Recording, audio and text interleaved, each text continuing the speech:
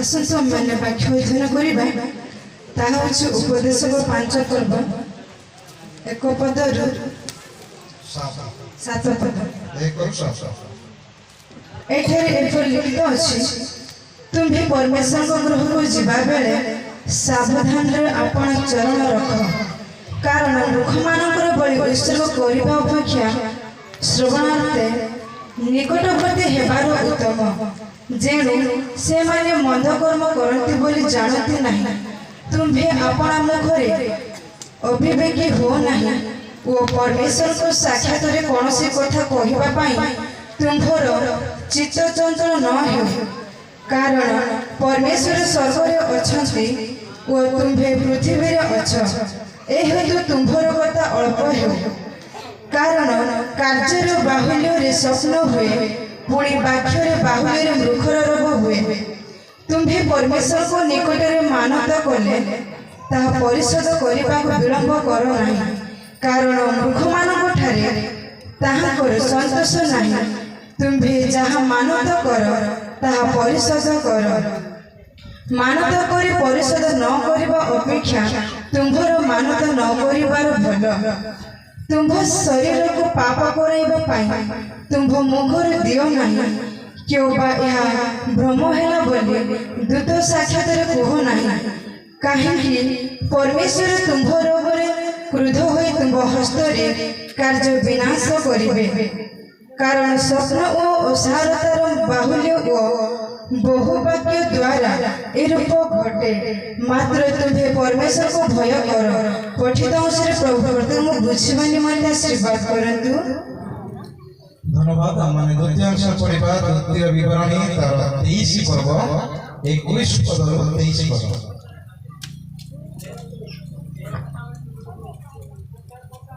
23 পর্ব 21 ରୁ 23।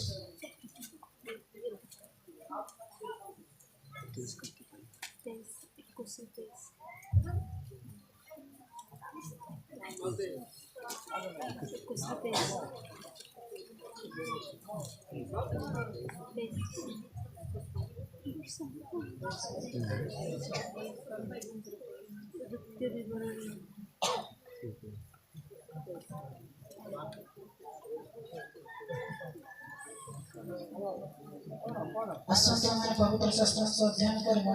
ଦ୍ୱିତୀୟ ବିବରଣୀ 23 ପର୍ବ 21 ରୁ 23। ଏଠାରେ ଏପରି ଲେଖା ଅଛି, ସଦାପ୍ରଭୁ ତୁମ୍ଭ ପରମେଶ୍ୱରଙ୍କ ଉଦ୍ଦେଶ୍ୟରେ ତୁମ୍ଭେ ମାନତ ମନାସି କଲେ ତାହା ଦେବାକୁ ବିଳମ୍ବ କର ନାହିଁ, କାରଣ ତାହା ତୁମର ପାପ ହେବ। ସଦାପ୍ରଭୁ ତୁମ୍ଭ ପରମେଶ୍ୱର ଅବଶ୍ୟ ତୁମଠାରୁ ତାହା ଆଦାୟ କରିବେ। ମାତ୍ର ଯେବେ ମାନତ ନ କର ତେବେ ତହିଁରେ ପାପ ହେବ ନାହିଁ। ଯାହା ତୁମ୍ଭେ କଷ୍ଟରୁ ନିର୍ଭୂତ ହୋଇଅଛି ତାହା କରିବାକୁ ମନୋଯୋଗ କରିବ। ତୁମ୍ଭେ ଆପଣା ମୁଖରେ ପ୍ରତିଜ୍ଞା କରି ଯେ ରୂପେ ସ୍ୱେଚ୍ଛାଜାତ ଉପହାର ସଦାପ୍ରଭୁ ତୁମ୍ଭ ପରମେଶ୍ୱରଙ୍କ ଉଦ୍ଦେଶ୍ୟରେ ମାନତ କରିଅଛ ତଦନୁସାରେ କରିବ। ପବିତ୍ର ଶାସ୍ତ୍ର ଈଶ୍ୱର ବୁଝିବା ନିମନ୍ତେ ଆଶୀର୍ବାଦ କରନ୍ତୁ। ପ୍ରସଙ୍ଗ ଏପରି ଶକ୍ତିଯୁକ୍ତ ମାନତ ପ୍ରାର୍ଥନା। ଯେତେବେଳେ ମାନେ ମାନତ କରିବା ଶକ୍ତିଯୁକ୍ତ ହେବା ନିହାତି ଆବଶ୍ୟକ ଅଟେ। ତେଣୁକରି ଯେତେବେଳେ ଭଉଣୀ ସଞ୍ଜୁଳା ତାର ମନ୍ତବ୍ୟ ରଖୁଥିଲେ, ଆଉ ସେହି ସମୟରେ ମୋର ଗୋଟିଏ ବିଷୟ ମନେ ପଡୁଥିଲା। କାହିଁକି ନା ଯେତେବେଳେ ଅଧିକ ବିଷୟକୁ ସେ ଉପସ୍ଥାପନ କରୁଥିଲେ, ସେତେବେଳେ ମୁଁ ଭାବୁଥିଲି ପଛକୁ ଦେଖି ଈଶ୍ୱରଙ୍କର ଧନ୍ୟବାଦ କର, ଆଗକୁ ଦେଖି ଈଶ୍ୱରଙ୍କ ଠାରେ ଭରସା କର। କାରଣ ଈଶ୍ୱର ଯେଉଁ କବାଟ ବନ୍ଦ କରନ୍ତି କୌଣସି ମଣିଷ ତାହା ଖୋଲି ପାରିବ ନାହିଁ। ଈଶ୍ୱର ଯେଉଁ କବାଟ ଖୋଲନ୍ତି କୌଣସି ମଣିଷ ତାକୁ ବନ୍ଦ କରିପାରିବ ନାହିଁ। ଯେହେତୁ ପରମେଶ୍ୱର ଏହିପରି ଭାବରେ ଆଶ୍ଚର୍ଯ୍ୟ କାର୍ଯ୍ୟକୁ ସାଧନ କରିଥାନ୍ତି, ଏଣୁ ଆମେ ଦେଖିବାକୁ ପାଉଛୁ ମାନବ ବିଷୟରେ। ମାନବ ଯଦି ଗୋଟେ ମେଘ ହଉଛି, ପୂର୍ଣ୍ଣ କରିବା ହଉଛି ଗୋଟେ ବର୍ଷା, ନାଇଁ? ମାନବ ଯେତେବେଳେ ଗୋଟେ ମେଘ ଆମେ ଦେଖୁଛୁ, ମେଘ ହଉଛି, ତାମାନେ ମାନବ କରିଛି। ବର୍ଷା ହେଲା ବୋଲେ ତା ଯୋଉ ଦିନ ମାନେ ପୂରଣ କରୁଛୁ ସେଇଟା ବର୍ଷା ହଉଛି ତାମାନେ ସଫଳ ମାନେ କରୁଛୁ। ଆଉ ନିଶ୍ଚିତ ଭାବରେ ଆମମାନେ ଦେଖୁଥିଲୁ ଦ୍ୱିତୀୟ ବିବରଣୀ ପୁସ୍ତକରେ ଅତି ସୁନ୍ଦର ଭାବରେ ଈଶ୍ୱରଙ୍କ ବାକ୍ୟ ଆମମାନଙ୍କୁ କୁହାଯାଉଛି, ତୁମେ ଯେତେବେଳେ ମାନତ କର ତାହା ତୁମେ ପରିଶୋଧ ଓ ଠିକ ସମୟରେ ତୁମେ କର ବୋଲି ଲେଖାଯାଏ। ସଦାପ୍ରଭୁ ତୁମ ପରମେଶ୍ୱରଙ୍କ ଉଦ୍ଦେଶ୍ୟରେ ତୁମେ ମାନତ ମନାସିଲେ ତାହା ଦେବାକୁ ବିଳମ୍ବ କର ନାହିଁ, କାରଣ ତାହା ତୁମ୍ଭର ପାପ ହେବ। ସଦାପ୍ରଭୁ ପରମେଶ୍ୱର ଅବଶ୍ୟ ତୁମ୍ଭଠାରୁ ତାହା ଆଦାୟ କରିବେ। ଯେତେବେଳେ ଆପଣଙ୍କ ପାଟିରୁ କି ମୁଖରୁ ଗୋଟିଏ କଥା ବାହାରି ଯାଇଛି, ଗୋଟିଏ କାର୍ଯ୍ୟ ମୁଁ ପ୍ରଭୁଙ୍କ ପାଇଁ କରିବି, ତାମାନେ ମାନତ କରୁଛୁ, ଶପଥ କରୁଛୁ, ପ୍ରତିଜ୍ଞା କରୁଛୁ, ଯଦି ଆମେ କହିଦେଲୁ ତାମାନେ ତାକୁ ପୂର୍ଣ୍ଣ କର। ବାକ୍ୟ କହେ ତାକୁ ପୂରଣ କର, ତାକୁ ବିଳମ୍ବ କର ନାହିଁ। ଯଦି ବିଳମ୍ବ କରୁଛ, ସୁନ୍ଦର ଲେଖାଗଲା ପରମେଶ୍ୱର ଅବଶ୍ୟ କଣ କରିବେ? କଣ କରିବେ? ତାକୁ ଆଦାୟ କରିକି ନେବେ। ତାଙ୍କର ସାମର୍ଥ୍ୟ ଅଛି, ଶକ୍ତି ଅଛି, ନିଜେ ଆଦାୟ କରିପାରିବେ। ସେ ମନୁଷ୍ୟ ଠାରେ ହେଇଥିଲେ ହଁ କାଲିକି ଆସି ଦେବି ବୋଲେ ସେ ଆସିଲା ମଧ୍ୟ ନ ମିଳିଲେ ଗାଳି କରିବାକୁ ଚାଲିଯିବେ ନାଇଁ, କିନ୍ତୁ ପ୍ରଭୁଙ୍କୁ ମାନତ କରିଥିବାଟା ସିଏ କେମିତି ଆଦାୟ କରିବେ ତାକୁ ଭଲରେ ଜଣା। ଏଣୁକରି ମାନତ ଯେତେବେଳେ କରୁଛୁ ଆମେ ତାକୁ ପୂରଣ କରିବା ନିତାନ୍ତ ଆବଶ୍ୟକ। ତେଣୁକରି ଲେଖାଯାଏ, ଯେବେ ମାନତ ନ କର ତେବେ ତହିଁରେ ପାପ ହେବ ନାହିଁ। ଯଦି ମାନତ କରୁନ ଠିକ ଅଛି, କୌଣସି ପାପ ନାହିଁ, ଅସୁବିଧା ନାହିଁ, କିଛି ନାହିଁ, କିନ୍ତୁ ପାଟିରୁ ଯେତେବେଳେ ବାହାରି ଯାଉଛି ତାକୁ ପୂରଣ କରିବା ନିତାନ୍ତ ଆବଶ୍ୟକ। ଏଣୁକରି ଈଶ୍ୱରଙ୍କ ବାକ୍ୟ ଆମମାନଙ୍କୁ ଅତି ସୁନ୍ଦର ଭାବରେ ଲେଖାଯାଏ। ଆମଙ୍କର ବିଶ୍ୱାସ ଯାତ୍ରାରେ ଆମେ ଖ୍ରୀଷ୍ଟୀୟ ବିଶ୍ୱାସୀ ବିଶ୍ୱାସିନୀ ଭାବରେ ଆମେ ଜଗତରେ ଯେତେବେଳେ ଅଛୁ, ଆମର ବିଶ୍ୱାସ ଯାତ୍ରାରେ ଅନେକ ସମୟରେ ଆମଙ୍କ ସୁବିଧା ଅସୁବିଧା ସମୟରେ, ରୋଗ ସଂକଟ ସମୟରେ, ଅଭାବ ସମୟରେ, କିଛି ଗୋଟେ ସମସ୍ୟା ସମୟରେ ଆମେ ଈଶ୍ୱରଙ୍କ ଠାରେ ମାନତ କରିଥାଉ, ଈଶ୍ୱରଙ୍କ ଠାରେ ଗୋଟେ ଶପଥ କରିଥାଉ, ଈଶ୍ୱରଙ୍କ ଠାରେ ଗୋଟେ ପ୍ରତିଜ୍ଞା କରିଥାଉ ଯେ ପରମେଶ୍ୱର ମୋ ପାଇଁ ଯଦି ଏ କାର୍ଯ୍ୟ କରିବେ ତାହେଲେ ଏହି ପ୍ରକାର କାର୍ଯ୍ୟ ପ୍ରଭୁଙ୍କ ଉଦ୍ଦେଶ୍ୟରେ ମୁଁ କରିବି। ପ୍ରିୟମାନେ, ନିଶ୍ଚିତ ଭାବରେ ଯେତେବେଳେ ମାନତ କରୁ ଆମମାନଙ୍କ ବିଶ୍ୱାସକୁ ଦୃଢ଼ୀଭୂତ କରିବାକୁ ପଡ଼ିବ, ବିଶ୍ୱାସକୁ ଦୃଢ଼ କରିବାକୁ ପଡ଼ିବ। କାହିଁକି? ପ୍ରଭୁ ଏ କାର୍ଯ୍ୟ କରିବେ ମୋ ପାଇଁ, ତେବେ ମୁଁ ଏ କାର୍ଯ୍ୟ କରିବି। ବିଶ୍ୱାସର ଦୃଢ଼ତା ଆମମାନଙ୍କ ମଧ୍ୟରେ ନିତାନ୍ତ ରହିବା ଆବଶ୍ୟକ। ଯେହେତୁ ଆମେ ଈଶ୍ୱରଙ୍କ ନିକଟରେ ଆମେ ଗୋଟେ ପ୍ରତିଜ୍ଞା କରୁଛୁ, ଈଶ୍ୱରଙ୍କ ନିକଟରେ ଆମେ ଗୋଟିଏ ଶପଥ କରୁଅଛୁ। ଏଣୁକରି ବିଶେଷ ଭାବରେ ଈଶ୍ୱରଙ୍କ ସମ୍ମୁଖରେ ଆମେ ଶପଥ ଗ୍ରହଣ କରୁଅଛୁ। ପରନ୍ତୁ ଗଣନା ପୁସ୍ତକ ତାର 30 ପର୍ବ 2-4 ପଦ, ସେଠି ମାନତ ଯଦି କରନ୍ତି, କଣ କରନ୍ତି? ପୁଅ ହଉ କିମ୍ବା ଝିଅ ହଉ, କୌଣସି ପୁରୁଷ ଯେବେ ସଦାପ୍ରଭୁଙ୍କ ଉଦ୍ଦେଶ୍ୟରେ ମାନତ କରେ କିମ୍ବା ବ୍ରତ ଦ୍ୱାରା ଆପଣା ପ୍ରାଣକୁ ଅବଦ୍ଧ କରିବା ପାଇଁ ଶପଥ କରେ, ତେବେ ସେ ଆପଣ ବାକ୍ୟ ଲଙ୍ଘନ କରିବ ନାହିଁ। ସେ ଆପଣ ମୁଖରୁ ନିର୍ଗତ ସମସ୍ତ ବାକ୍ୟ ଅନୁସାରେ ସାଧନ କରିବ। ମଧ୍ୟ କୌଣସି ସ୍ତ୍ରୀ ଯେବେ ଯୌବନ ଅବସ୍ଥାରେ ଆପଣା ପିତୃଗୃହରେ ଥିବା ସମୟରେ ସଦାପ୍ରଭୁଙ୍କ ଉଦ୍ଦେଶ୍ୟରେ ମାନତ କରେ ଓ ବ୍ରତ ଦ୍ୱାରା ଆପଣାକୁ ଅବଦ୍ଧ କରେ, ପୁଣି ତାହା ପିତା ଯେବେ ତାହାର ମାନତ ଓ ଯଦ୍ୱାରା ସେ ଆପଣା ପ୍ରାଣକୁ ଅବଦ୍ଧ କରିଅଛି ତାହାର ସେହି ବ୍ରତର କଥା ଶୁଣି ତାଙ୍କୁ କିଛି ନ କହେ, ତେବେ ତାହାର ସକଳ ମାନତ ସ୍ଥିର ହେବ। ପୁଣି ଯଦ୍ୱାରା ସେ ଆପଣା ପ୍ରାଣକୁ ଆବଦ୍ଧ କରିଅଛି ସେହି ବ୍ରତ ସ୍ଥିର ହେବ। ଏଠି ଦେଖୁଛୁ ସୁନ୍ଦର ଭାବରେ ଜଣେ ପୁରୁଷ ବା ଆଉ ଜଣେ ସ୍ତ୍ରୀ ରହିଛି।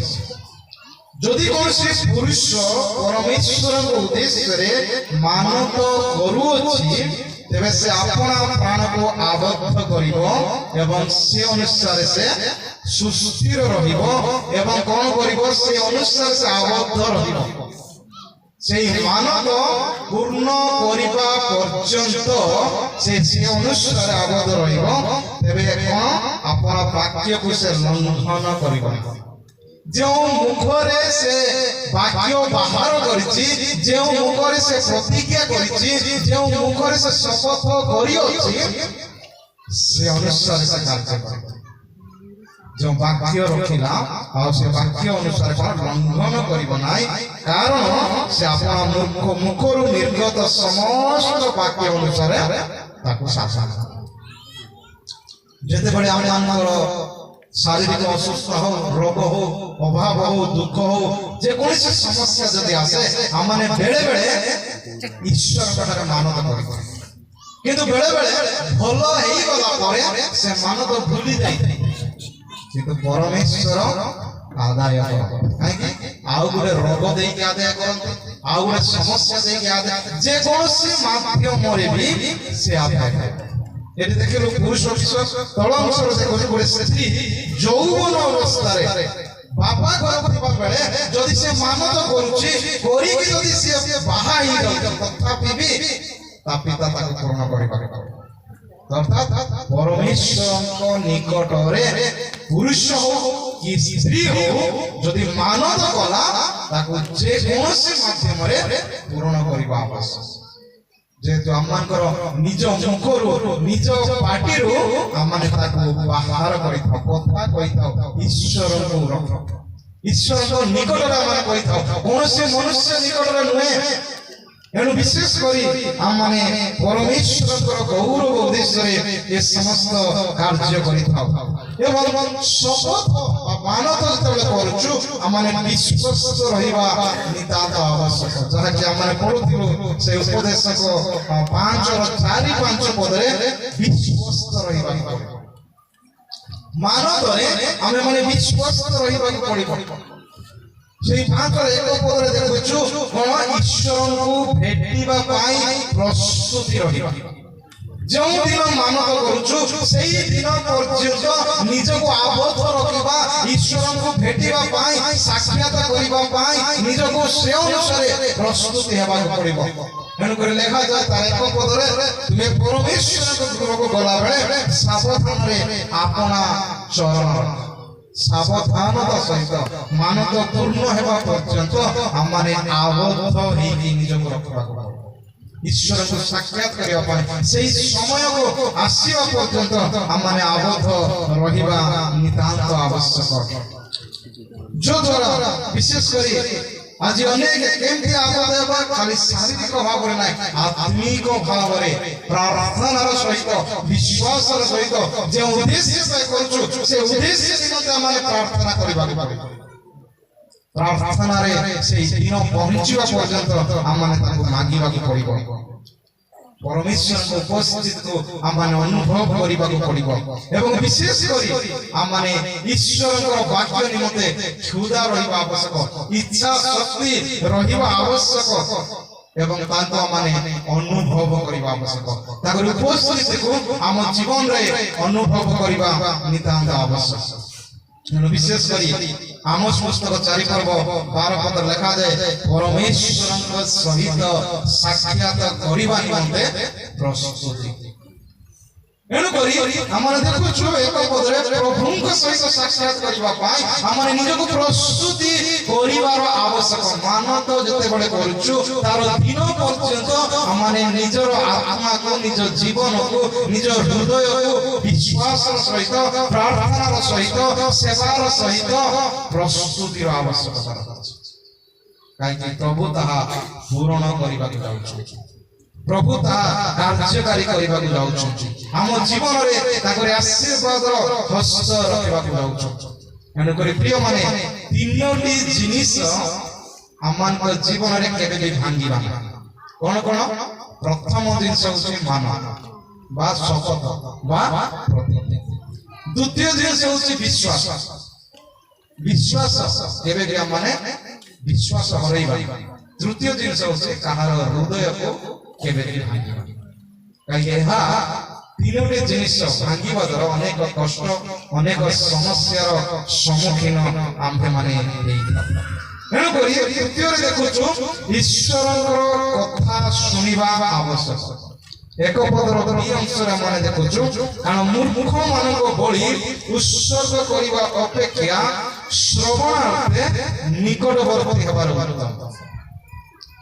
ଶୁଣିବା ପାଇଁ ନିକଟବର୍ତ୍ତୀ ହେବା। ଆଜି ଅନେକ ଲୋକ ମାନେ ଅଛୁ ଈଶ୍ୱରଙ୍କ ବାକ୍ୟ ଶୁଣିବା ପାଇଁ କଷ୍ଟକର ହେଇଥାଏ, କୁଣ୍ଠା ହେଇଥାଏ, ଆମେ ଯାଇନଥାଉ, ଶୁଣି ନଥାଉ। କିନ୍ତୁ ଯେତେବେଳେ ଆମେ ଏପରି ଅବସ୍ଥାରେ ଆସୁଛୁ, ଏକ ଶପଥ ମଧ୍ୟକୁ ଆସୁଛୁ, ପ୍ରତିଜ୍ଞା ମଧ୍ୟକୁ ଆସୁଛୁ, ସେଇ ଦିନ ପର୍ଯ୍ୟନ୍ତ ନିଜକୁ ପ୍ରସ୍ତୁତି କରିବା ପାଇଁ ବାକ୍ୟ ଶ୍ରବଣରେ ଆମେ ରହିବା ଆବଶ୍ୟକ। ତାଙ୍କର ଉପସ୍ଥିତି ମଧ୍ୟରେ ଆମେ ରହିବା ନିତାନ୍ତ ଆବଶ୍ୟକ ଅଟେ। ଏଣୁକରି ବିଶେଷ ଭାବରେ ଯେତେବେଳେ ଆମେ ବାକ୍ୟ ଶୁଣିବା ଆମମାନଙ୍କର କିପରି ଶୁଣିବା, ଆମମାନଙ୍କର କେମିତି ଶୁଣିବା, ଆମମାନଙ୍କ କର୍ଣ୍ଣକୁ ଖୋଲା କରିବା, ପାଟିକୁ ବନ୍ଦ କରିବା। ଶୁଣିବା ଖାଲି, ବେଶୀ କହିବା ନା, କାହିଁକି ନା ତାର ଦୁଇ ପଦରେ ସୁନ୍ଦର ଭାବରେ ଲେଖାଯାଇଛି ତୁମେ ବେଶୀ କଥା କହିବ ନାହିଁ, କାରଣ ପରମେଶ୍ୱର ସ୍ୱର୍ଗରେ ଅଛନ୍ତି, ତୁମେ ପୃଥିବୀରେ ଅଛ, ଏଣୁ ତୁମରି କଥା କଣ ଅଳ୍ପ ହେବ, ଅଳ୍ପ ହେବ।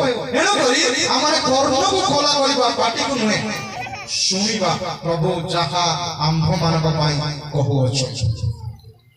ତୃତୀୟ ବିଷୟ ହେଉଛି ଈଶ୍ୱରଙ୍କ ନିକଟରେ ନିଜକୁ ନମ୍ର କରିବା ଆବଶ୍ୟକ, ଯାହାକି ଦୁଇ ପଦରେ ଆମେ ଦେଖୁଛୁ। ଦେଖାଯାଏ ତୁମେ ଆପଣା ମୁଖରେ ଅବିବେକୀ ହୁଅ ନାହିଁ, ପରମେଶ୍ୱରଙ୍କ ସାକ୍ଷାତରେ କୌଣସି କଥା କହିବା ପାଇଁ ତୁମର ଚିତ୍ତ ଚଞ୍ଚଳ ନେଉ, କାରଣ ପରମେଶ୍ୱର ସ୍ୱର୍ଗରେ ଅଛନ୍ତି, ତୁମେ ପୃଥିବୀରେ ଅଛ, ଏହେତୁ ତୁମର କଥା ଅଳ୍ପ। ଯେତେବେଳେ ଆମେ ଜଗତରେ ଅଛୁ, ଯେହେତୁ ପରମେଶ୍ୱର ଉପରେ ଅଛନ୍ତି, ତାଙ୍କଠାରୁ ଆମେ ନମ୍ର ହେବା ଆବଶ୍ୟକ। ଆମମାନଙ୍କ କାର୍ଯ୍ୟରେ, ଚିନ୍ତାଧାରାରେ, ବାକ୍ୟରେ, ପ୍ରତ୍ୟେକ ବିଷୟରେ ଆମେ ଯେପରି ନମ୍ର ହେବା ଉଚିତ। ସେଦିନ ଯିଶା ଭବିଷ୍ୟତ ବକ୍ତା ଯେତେବେଳେ ସ୍ୱପ୍ନ ଦେଖୁଛନ୍ତି, ଆଉ ସମସ୍ତ ବିଷୟ ତାର 6 ପର୍ବର 1 ପଦ ଯଦି ଆମେ 1 ରୁ 8 ଯଦି ପଢିବା, ସେଠି ଲେଖାଯାଏ ସ୍ୱପ୍ନ ଦେଖୁଛନ୍ତି, ଦର୍ଶନ ଦେଖୁଛନ୍ତି, ଅନେକ ଦୂତ ମାନେ ଆସୁଛନ୍ତି, ଈଶ୍ୱରଙ୍କ ପ୍ରଶଂସା କରୁଛନ୍ତି, ଗୌରବ କରୁଛନ୍ତି। ଯେତେବେଳେ ସମସ୍ତ ବିଷୟ ଦେଖୁ ଦେଖୁ ସେ ନିଜକୁ ନମ୍ର ହେଇଯାଉଛନ୍ତି, ଆଉ କହୁଛନ୍ତି ହେ ପ୍ରଭୁ, ମୁଁ ଏତେ ବଡ଼ ପାପୀ ଲୋକ ଏବଂ ଏ ପ୍ରକାର ଲୋକମାନଙ୍କ ମଧ୍ୟରେ ମୁଁ ବାସ କରୁଅଛି। ଆଉ ଶେଷରେ ଯେତେବେଳେ ଈଶ୍ୱରଙ୍କ ବାକ୍ୟ ତାଙ୍କ ନିକଟକୁ ଆସୁଛନ୍ତି, ସେ ଚଳଚଞ୍ଚଳ ହୋଇ କହୁଛନ୍ତି ଏହି ସୁସମାଚାର ପ୍ରଚାର କରିବା ପାଇଁ କିଏ ଯିବ? ଯିଶା କହୁଛନ୍ତି ମୁଁ ଅଛି। ନମ୍ର ଯେତେବେଳେ ହେବା, ପରମେଶ୍ୱର ଆମ୍ଭମାନଙ୍କୁ ବ୍ୟବହୃତ କରିବେ। ତେଣୁକରି ଆମେମାନେ ଈଶ୍ୱରଙ୍କ ନିକଟରେ ନମ୍ର ହେବାକୁ ନିତାନ୍ତ ଆବଶ୍ୟକ। ତୃତୀୟ ବିଷୟ ଆମେ ଦେଖିବାକୁ ପାଉଛୁ। ଚତୁର୍ଥ ବିଷୟ ଦେଖୁଛୁ, ଯାହା କିଛି କହୁଛୁ ତାକୁ କାର୍ଯ୍ୟକାରୀ କରିବା ଆବଶ୍ୟକ, ଯାହାକି 4 ପଦରୁ 6 ପଦରେ ଆମେ ଦେଖିବାକୁ ପାଉଛୁ। ଯାହା ମାନେ କରୁଛୁ, ଯାହା ମାନେ କହୁଛୁ, ଯାହା ମାନଙ୍କ ପାଟିରୁ ବାହାରୁଛି ତାକୁ କାର୍ଯ୍ୟକାରୀ କରିବା ପାଇଁ, ତାକୁ ପୂରଣ କରିବା ନିମନ୍ତେ ଆମେ ଚେଷ୍ଟା କରିବା ନିତାନ୍ତ ଆବଶ୍ୟକ। ଯେହେତୁ ତୁମେ ପରମେଶ୍ୱରଙ୍କ ନିକଟରେ ମାନତ କଲେ ତାକୁ ପରିଶୋଧ କରିବାକୁ ବିଳମ୍ବ କର ନାହିଁ। ମୂର୍ଖମାନଙ୍କ ଠାରେ ତାହାଙ୍କର ସନ୍ତୋଷ ନାହିଁ, ତୁମେ ଯାହା ମାନତ କର ତାହା ପରିଶୋଧ। ସଲୋମନ ଜଣେ ଜ୍ଞାନୀ ଲୋକ, ବୁଦ୍ଧିମାନ ଲୋକ, ସେ ଜ୍ଞାନରେ ଏ ବିଷୟ ଦେଖିଲେ। ଆଉ ଯେତେବେଳେ ତୁମେ ମାନତ କରିବ, ବିଳମ୍ବ କରିବା କଣ? ପରିଶୋଧ ପାଇଁ ଡେରି କରିବ। ଯଦି ମାନତ କରୁଛ ତାକୁ ତୁମେ ସଫଳ କର, କାର୍ଯ୍ୟକାରୀ। ସେଥିରେ ପରମେଶ୍ୱର ଆଶୀର୍ବାଦ ରହିବ, ପରମେଶ୍ୱର ପ୍ରଚୁର ଆଶୀର୍ବାଦ ପ୍ରଦାନ କରିବ।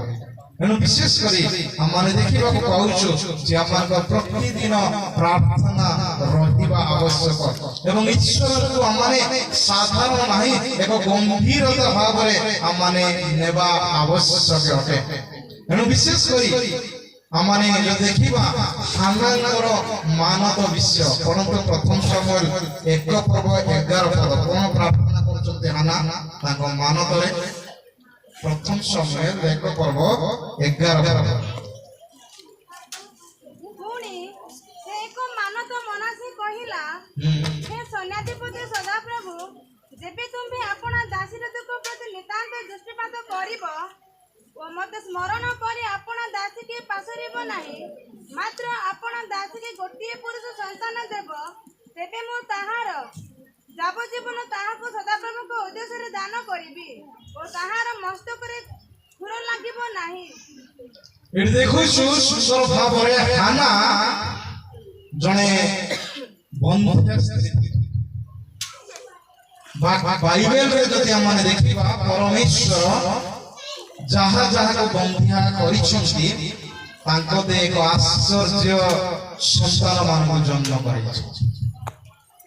ଅନେକଙ୍କୁ ଦେଖ ମଶା ନାଇଁ କି ହାନାଙ୍କ ତରଫ କିଏ ଜନ୍ମ ହେଲା? ମଶା। ଜହନଙ୍କର ବାପା ମା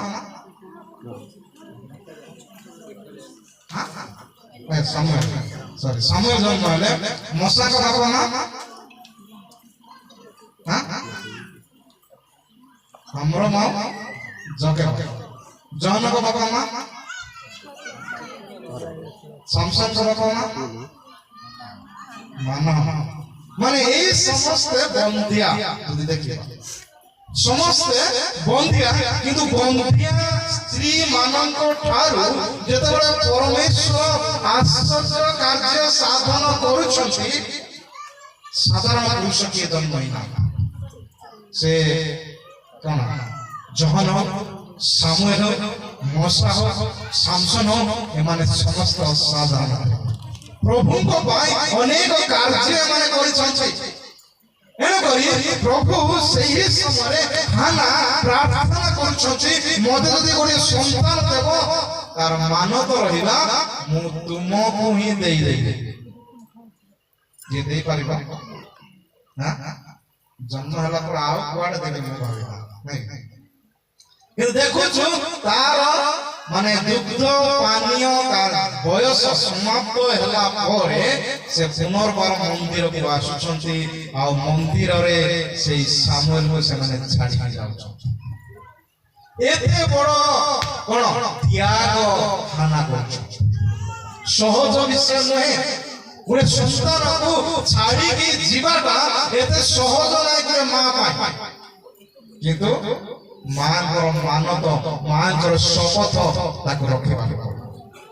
ଆଉ ସେଟା ଶପଥ ରଖୁଛନ୍ତି, ଆଉ ସେ ମନ୍ଦିରରେ ରହୁଛନ୍ତି, ଛୋଟରୁ ବଡ ପର୍ଯ୍ୟନ୍ତ ମନ୍ଦିରରେ ସେବା କରୁଛନ୍ତି, ଗୋଟେ ଭାବବାଦୀ ଭାବରେ କାର୍ଯ୍ୟ କରୁଛନ୍ତି, ଗୋଟେ ଯାଜକ ଭାବରେ କାର୍ଯ୍ୟ କରୁଛନ୍ତି। ଯେହେତୁ ପରମେଶ୍ୱର ଯେତେବେଳେ କଣ ମାନବ ଦେଇ ଯେତେବେଳେ ଆଣିଛନ୍ତି, ଆଉ ସାଙ୍ଗେ ସାଙ୍ଗେ ଦଉଛନ୍ତି, ପ୍ରଭୁ ତାକୁ ବ୍ୟବହାର କରୁଛନ୍ତି। ଏଣୁକରି ବିଶେଷ ଭାବରେ ପରମେଶ୍ୱର ଅନେକ କାର୍ଯ୍ୟ ସାଧନ କରନ୍ତି। କିନ୍ତୁ ଗୋଟିଏ ବଡ ବିଷୟ ମୁଁ କହିବି, ଅନେକ ସମୟରେ ବେଳେ ବେଳେ କିଛି ଚିନ୍ତା ନ କରି ମାନତ କରିଦଉଛି। ମୁଁ ସେତିକି ଦେଇପାରିବି ନା ନାହିଁ, ମୋର ଦେବା ପାଇଁ ସେତିକି ସାମର୍ଥ୍ୟ ଅଛି କି ନାହିଁ, ସେଇଟା ବି ଭାବି ନଥାଉ। ବେଳେ ବେଳେ କ୍ରୋଧରେ ମଧ୍ୟ ଆମେ ମାନତ କରିଦେଇଥାଉ। କାହିଁକି ନା 5ରୁ 2 ପଦରେ ଆମେ ଦେଖୁଛୁ କଣ, ତୁମେ ଆପଣା ମୁଖରେ ଅବିବେକୀ ହୁଅ ନାହିଁ, ପରମେଶ୍ୱରଙ୍କ ସକାଶରେ କୌଣସି କଥା କହିବା ପାଇଁ ତୁମ ଚିତ୍ତ ଚଞ୍ଚଳ ନୁହ। ସାଙ୍ଗେ ସାଙ୍ଗେ କୌଣସି ବିଷୟ ମାନତ କର ନାହିଁ। ମାନତ କଲା ବେଳେ ସୁସ୍ଥିର ସହିତ, ପ୍ରାର୍ଥନାର ସହିତ ଭାବି ଚିନ୍ତି ମାନତ କର। ଗତ ଦିନ ମାନଙ୍କ ମଧ୍ୟରେ ମୁଁ ଗୋଟେ ମଣ୍ଡଳୀ ଯାଇଥିଲି, ଆଉ ଯେତେବେଳେ ଆମେ ଆସୁଛୁ ହଠାତ୍ ସେମାନେ ଡାକିଲେ, ଆଉ ଡାକିଲା ପରେ ପ୍ରାର୍ଥନା କରିବା ପାଇଁ କହିଲେ। ଆଉ ଯେତେବେଳେ ମୁଁ ଯାଇଛି ପ୍ରାର୍ଥନା କରିବା ପାଇଁ, ସେ ସ୍ତ୍ରୀ ଡେଲିଭରି ଅବସ୍ଥା ପ୍ରାୟ 8 ମାସ ହଉଛି। ଆଉ ଠିକ ଅଛି ପ୍ରାର୍ଥନା କରିବା ବୋଲି ଯେତେବେଳେ ମୁଁ ଯାଇଛି, ହଠାତ୍ ତାଙ୍କ ମୁଖରୁ ଗୋଟେ ମାନତ ବିଷୟ ବାହାରିଲା। ସେ କହିଲା, ଯଦି ପ୍ରଭୁ ଭଲ ଭାବରେ ଡେଲିଭରି କରିବେ ତାହେଲେ ମୁଁ ମଧ୍ୟ ଗୋଟେ ମାନକୁ ଆଶା। କେତେ ଦୂର ସତ ବା କେତେ ଦୂର କାର୍ଯ୍ୟକାରୀ ହେବ ମୁଁ ଜାଣିନି, କିନ୍ତୁ ବେଳେ ବେଳେ ଆମମାନେ ଏପରି ଅସ୍ଥିର ହୋଇ, ଚଳଚଞ୍ଚଳ ହୋଇ, ଚିତ୍ତ ଚଞ୍ଚଳ କରି ଗୋଟେ ବିଷୟ ମାନତ କରିଦେଉଛୁ, ପୂରଣ ନ କରିପାରିଲେ ଅନେକ ସମସ୍ୟାର ସମ୍ମୁଖୀନ ଆମମାନଙ୍କୁ ହେବାକୁ। ଏଣୁ বিশেষ ভাবে অনেক সময় মানে এই প্রকার সমস্যার সম্মুখীন মধ্যে হইতা হেরোদ রাজা মাতৃ পুস্তক 14 পর্ব যদি 6 ଦେଖିବା ହେରୋଦ ରାଜାଙ୍କ ଜନ୍ମଦିନରେ ଯେତେବେଳେ କିଏ ନାଚିଲା ତାଙ୍କ ଝିଅ ନାଇଁ ସେ ସାଙ୍ଗେ ସାଙ୍ଗେ ମାନତ କରି କହିଦେଲା କଣ ତୁମକୁ କଣ ଦରକାର କୁହ ମୁଁ ଦେବି କେମିତି ମାନତ ମୁଣ୍ଡ ମାଗିଲେ ଆଉ ମୁଣ୍ଡ ଦେବ ସହଜ ବିଷୟ ଥିଲା କି ଜଣେ ଲୋକର ମୁଣ୍ଡ କାଟିକି ଦେବା ଏତେ ସହଜ ନୁହେଁ ତେଣୁକରି ବେଳେ ବେଳେ ଚିନ୍ତା କରିକି ମାନେ ମାନତ କରିବା ନିତାନ୍ତ ଆବଶ୍ୟକ ମାନେ ସମସ୍ତେ ଜଣାଶୁଣା ବିଚାରକର୍ତ୍ତା 11 ପର୍ବକୁ ଯିବା ସେଠି ଜଣେ ବ୍ୟକ୍ତି ଜଣେ ଲିଡର କିଏ 11 ପର୍ବରେ କିଏ କାହା ବିଷୟ ଜିପ୍ତ ଜଣେ ବ୍ୟକ୍ତି ସିଏ ଯାଉଛନ୍ତି ଯେତେବେଳେ ଯୁଦ୍ଧ କରିବା ପାଇଁ ଏବଂ ଗୋଟେ ମାନତ କରିଦେଲେ ମୁଁ ଫେରିଲା ବେଳେ ମୋ ସମ୍ମୁଖରେ ଯିଏ ଆସିବ କଣ କରିବେ ପ୍ରଭୁଙ୍କ ଉଦ୍ଦେଶ୍ୟରେ ବଳି କରିଦେବେ ପ୍ରଭୁ କାହାକୁ ପଠେଇବେ ତାଙ୍କ ନିଜ ଝିଅକୁ ପଠେଇବେ ତଥାପି ସେ ପଠେଇନାହାନ୍ତି କାହିଁକି ତାଙ୍କ ମୁଖରୁ ତାହା ନିର୍ଗତ ହେଇଯାଇଛି ତାଙ୍କ ମୁଖରୁ ବାହାରି ପଡି ଯାଇଛି ସେ କହିଲେ ନାଇଁ ଏ ମୋ ଝିଅ ଆସିଲା ମୁଁ କେମିତି ମାନତ ମୁଁ କେମିତି ତାକୁ ବଳି ଦେବି କହିନା ସେ କହୁଛନ୍ତି ନିଜ ଝିଅକୁ ଡାକି ଝିଅ ମୁଁ ଏମିତି ମାନତ କରିଛି କଣ କରିବା ଝିଅ ସାଙ୍ଗେ ସାଙ୍ଗେ କହୁଛନ୍ତି ଠିକ ଅଛି ବାପା ମୋତେ 2 ମାସ ସମୟ ଦିଅ ମୁଁ ଆନନ୍ଦ କରିବି ମୋ ଯୌବନକୁ ଉପଭୋଗ କରିବି ତାପରେ ମୋତେ ବଳି ଦେବି ପ୍ରିୟମାନେ ପରମେଶ୍ୱରଙ୍କ ନିକଟରେ ମାନତ ଯେତେବେଳେ କରିବା ବହୁ ଚିନ୍ତା କରିବା ପ୍ରାର୍ଥନା କରିବା ଆଉ সেই ଅନୁସାରେ ସାମର୍ଥ୍ୟ ଅନୁସାରେ ଆମେ କାର୍ଯ୍ୟକାରୀ କରିବା ପ୍ରଭୁ ଆମମାନଙ୍କୁ ପ୍ରଚୁର ଭାବରେ ଆଶୀର୍ବାଦ ପ୍ରଦାନ କରିବେ ଏଣୁକରି ଅନେକ ସମୟରେ ଆମେ କୃତଜ୍ଞତା ପ୍ରଦର୍ଶନ ଭାବରେ ଆମମାନଙ୍କର ମାନତକୁ ଆମେ ପୂରଣ କରିଥାଉ ଗୀତ ସଂହିତା 116 ର 14 ପଦ ଟିକେ ଦେଖନ୍ତୁ ସଦାପ୍ରଭୁଙ୍କ ଉଦ୍ଦେଶ୍ୟରେ ଓ ତାହାଙ୍କ ଲୋକମାନଙ୍କ ସାକ୍ଷାତରେ ଆପଣ ମାନତ ପୂର୍ଣ୍ଣ କରିବେ ଯେତେବେଳେ ମାନତ କରୁଅଛୁ ଏଠି ଲେଖା ଗଲା ଯେ ଅତି ସୁନ୍ଦର ଭାବରେ ମୁଁ ସଦାପ୍ରଭୁଙ୍କ ଉଦ୍ଦେଶ୍ୟରେ ତାହାଙ୍କ ଲୋକମାନଙ୍କ ସାକ୍ଷାତରେ ମାନତ ପୂର୍ଣ୍ଣ କରିବି ମାନତ ଯେତେବେଳେ କରାଯିବ ପୂର୍ଣ୍ଣ କରିବା ସମୟରେ ତାହାଙ୍କର ଲୋକମାନଙ୍କର ଉପସ୍ଥିତି ନିତାନ୍ତ ଆବଶ୍ୟକ ଏଣୁକରି ମୁଁ ଖାଲି ଜଣେ ଜଣେ ମାନତ କରିଦେବି ଜଣେ ଜଣେ ପୂର୍ଣ୍ଣ କରିଦେବି ସେମିତି ନାହିଁ କାହିଁକି ମାନତ ପୂର୍ଣ୍ଣ କରିବା ସମୟରେ ବାକ୍ୟ କହେ ତାହାଙ୍କ ଲୋକମାନଙ୍କ ସାକ୍ଷାତରେ ଆପଣ ମାନତ ପୂର୍ଣ୍ଣ କରିବା ଆବଶ୍ୟକ ପ୍ରଭୁଙ୍କ ଲୋକମାନେ ପ୍ରଭୁଙ୍କ ଦାସ ଦାସମାନେ ବାଳକ ଚାଳକ ଠିକନ ଯେଉଁମାନେ ଆହ୍ୱାନ ପ୍ରାପ୍ତ ସେମାନଙ୍କ ସାକ୍ଷାତରେ ସେମାନଙ୍କର ଉପସ୍ଥିତିରେ ସେମାନଙ୍କର ସାନ୍ନିଧ୍ୟରେ ସେମାନଙ୍କ ପ୍ରାର୍ଥନାରେ ମାନତ ପୂର୍ଣ୍ଣ ହେବା ଆବଶ୍ୟକ ଏହା ଈଶ୍ୱରଙ୍କ ବାକ୍ୟ ଆମ୍ଭମାନଙ୍କୁ କହେ ଏଣୁ ଆମେ ମାନତ ଯେତେବେଳେ କରୁଛୁ ତାଙ୍କ ସାକ୍ଷାତରେ କଲେ ଭଲ ଏବଂ ତାଙ୍କ ସାକ୍ଷାତରେ ପୂର୍ଣ୍ଣ କଲେ ତଦନୁସାରେ ଯଦି ଆମେ ମାନତ କରିବା ଆମ ସାମର୍ଥ୍ୟ ଅନୁସାରେ ମନରେ ହୃଦୟରେ ଭାବିବା ଏବଂ ମାନତ